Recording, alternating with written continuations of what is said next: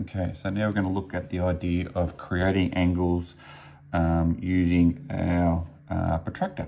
Okay, so for this sort of scenario, what we normally done is we're given a particular angle to find. So let's just note a couple down. Let's put down 40 degrees.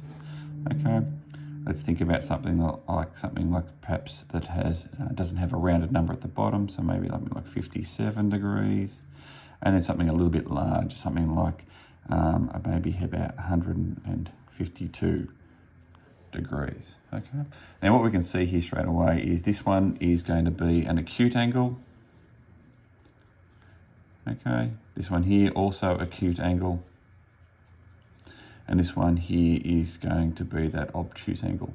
Now, the important thing about thinking about these things is that you're starting to visualize what the angle and the shape is going to look like when it's finished. So you know that for this one, it's going to be a shape that's roughly sort of this sort of thing. Same for this one, it's going to be that sort of shape. This one here, it's going to be that sort of longer shape like that, okay? So that visualizing is really important because that helps guide you in some of your actions, okay? Now, whenever we're drawing with our protractor, a couple of things. Firstly, if you've got lined pages, it makes this a lot easier, okay? So that would always be my recommendation, to use a lined page, but if you don't, then that's okay. You want to have a starting spot. So put a dot on your page where you're going to start. Now that dot will be this intersection here on each one of these, okay? So that'll be where the angle is going to be, okay? Then we're going to take our protractor and we're going to put it so that our little crosshair section is over that particular little dot right there, okay? Now, what we're going to do here is we're going to measure out our 0 point, okay? So we're going to go out to the right for this one, okay? Okay, and that's our 0 point. So now that gives us our line across here, okay? And we can make that line as long as we want it to be, okay? Depends how much space you've got to work with, okay?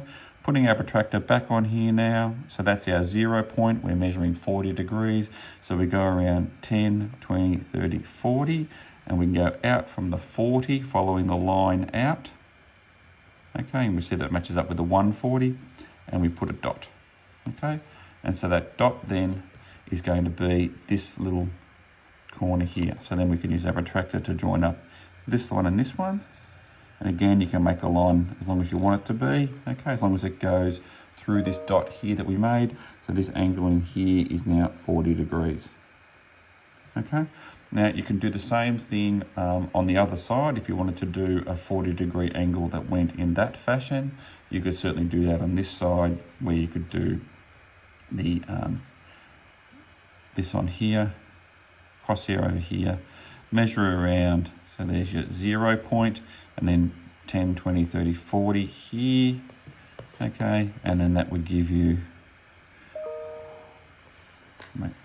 pull up those lines here, and then that would give you your 40 degrees in here,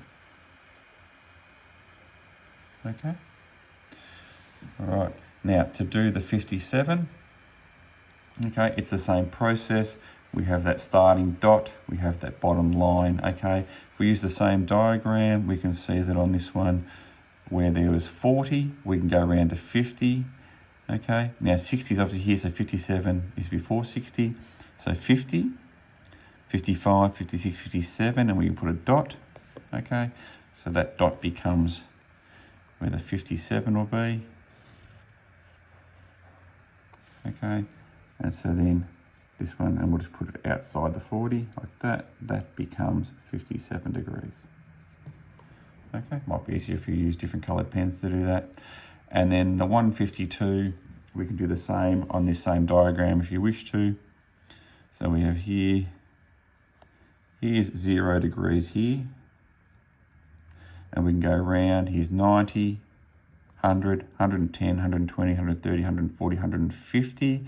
And then out 152, so there's 150, 151, 152 is here. Okay, and again, just joining up our dots. So, okay, and then that one goes all the way around. Let's do it internally inside here. That goes in here, is 152.